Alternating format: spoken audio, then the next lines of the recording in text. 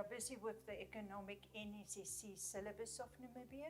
We are at 1.2, but today we do the C part where we evaluate the economic systems.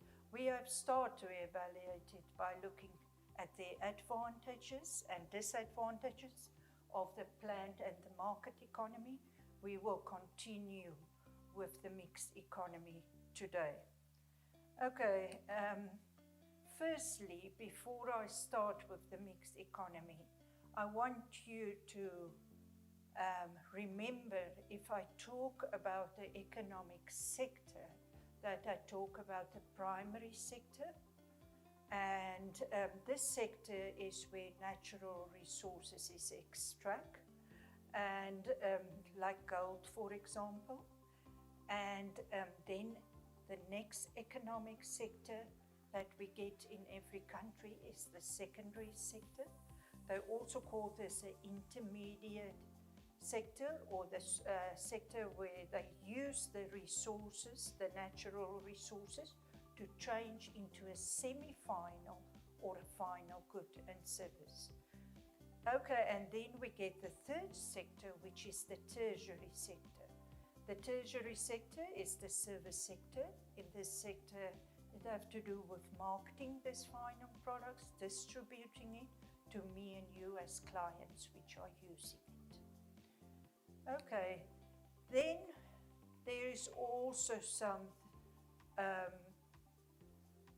important information that you must know to understand future explanations.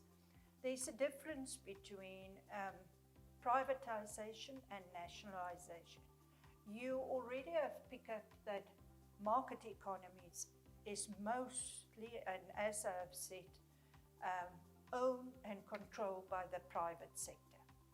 So if there is disadvantages, then the government will step into a market economy and say take over a private sector firm.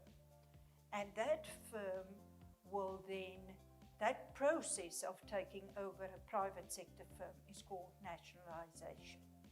So nationalisation, if I use that word, then you must know that this is when the government take over a private sector firm, a firm that was used by somebody like me and you, or not used, managed and owned by a private person. So, and then privatization means that this is in the case of a planned economy, where we have said that they have no incentive to be more efficient because of all the profits going to the government. So these firms is sometimes then not profitable. And in a case like that, the government decide, let us rather sell it to the private sector. Our firms sell it to the private sector because the chance, if the private person is in charge of this, that it will become a more profitable business. And then it is to the advantage of the economy because on the profits a private person must pay tax. Okay, so clearly understand what is privatization and what is nationalisation, because it may appear in a market in mixed economy due to the advantages and disadvantages that you experience in a market and mixed economy. Okay, so if you again look at the disadvantages that was discussed in the previous lesson, for a planned and a mixed economy, there are 5 market failures which we can pick up if we go back and look at that. The first one is the married goods and services, which we have said that is not supplied efficiently by the private sector. Then the next one is the public goods and services, which we have said is not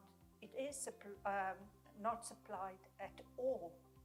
And then we have another market failure. You remember I have said that if there is only one firm supplying a product, they can sometimes charge prices too high. So this we call monopolistic powers. They have the power to set the price or the power to set the output. And this is also a failure. And in cases like that, where you have problems with monopolies that ask too high prices, the government will step in and set a minimum or a maximum price, say, on water, and say no one that supply water may sell it for, say, more than $14 per cubic litre. So that is a maximum price. Then the government put prices on product. For example, if they see a bakery that are the only bakery that supply bread, then they will say all brown bread. Normal brown bread may not be sold more than $10. So you see they put a maximum on products like that like water and bread, that is necessities. Because if there are only one firm, again I can put the emphasis of that, they have monopolistic powers to control or the price, that it is too high, or they control the output, that they don't put enough of that product on the market.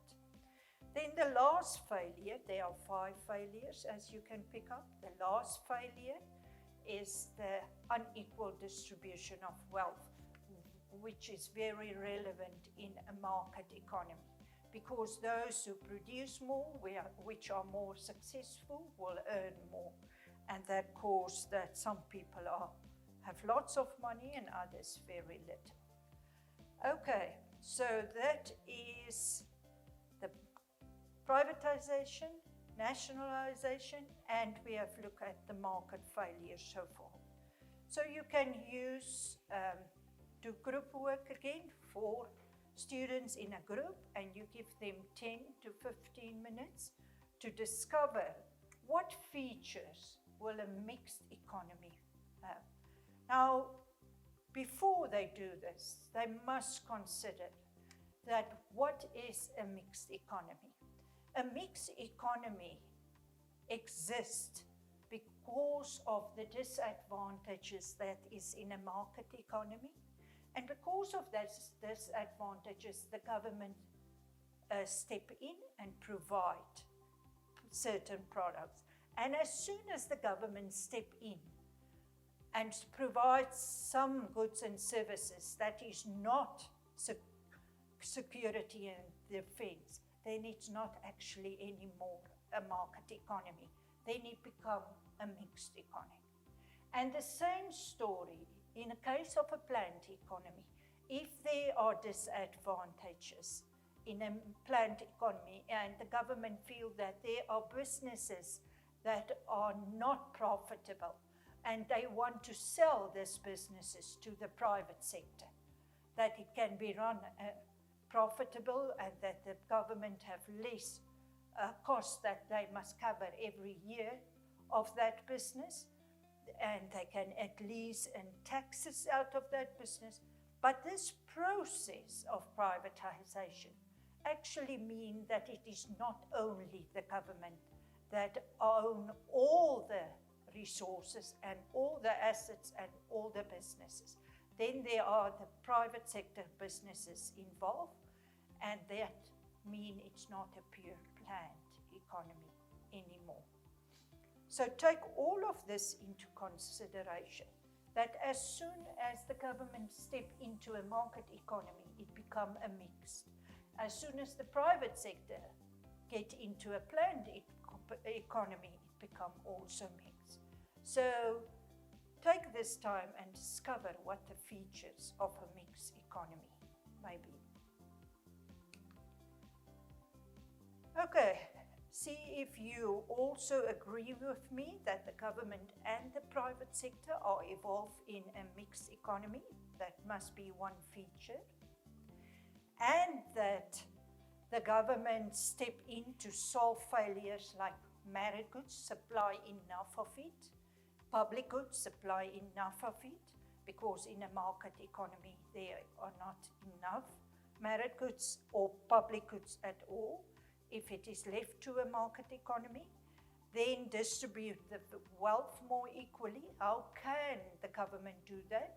They tax the rich at a higher percentage than they tax the poor. So they take from the rich and give it to the poor to solve that problem. So again, the government step in, and then it's not a market economy anymore. Then the government also step in if the private sector businesses don't produce product or don't take externalities into consideration.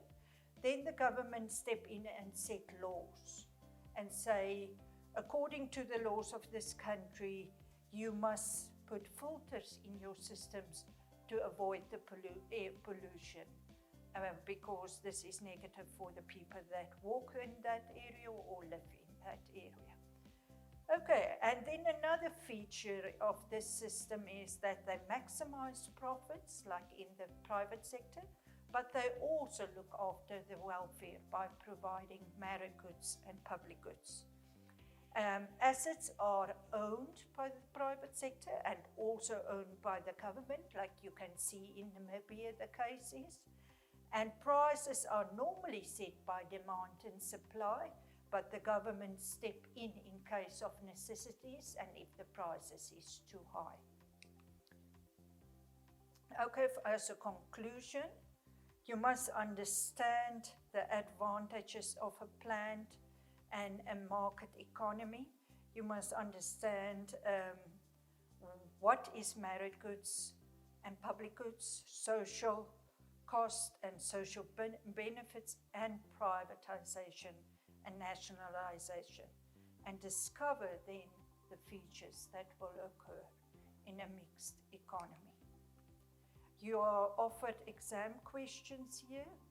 You can ask exam questions on features of any of these, and normally it counts between 8 and 6 marks. Then you can look at what is the advantage of a planned economy. What is the advantage if a government change from a planned economy to a mixed economy, like Cuba have done a few years ago? What advantages will they experience?